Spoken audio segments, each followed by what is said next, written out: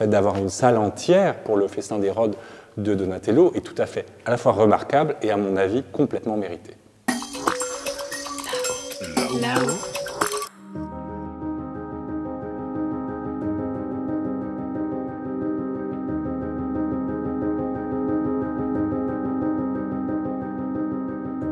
Le festin d'Hérode, c'est un banquet qui devrait être festif, mais qui en fait est tragique.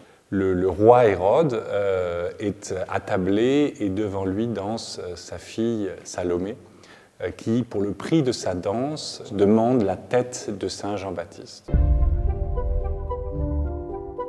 On voit la scène de la danse et on voit aussi le moment où arrive la tête coupée du Baptiste. Ce que l'on ne voit pas, c'est le moment le plus tragique, celui de la décapitation du cousin de Jésus-Christ, Saint Jean-Baptiste, celui qui a baptisé le Christ et qui a initié le sacrement du baptême.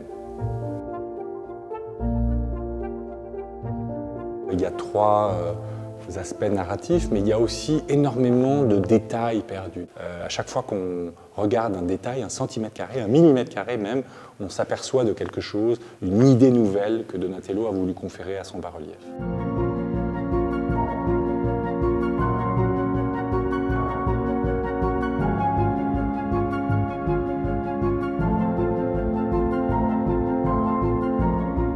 C'est un très bas-relief, il est extrêmement, presque plat. Et ça, c'est une technique qu'on appellera le rilievo schiacciato, le relief écrasé. Le fait de réaliser cette impression d'espace sur quelques millimètres de marbre, c'est tout à fait magistral. Donatello se sert pour cela d'un procédé qui s'appelle la perspective mathématique, qui consiste à ce que toutes les lignes parallèles au plan de la représentation, au bas-relief, convergent en un point unique.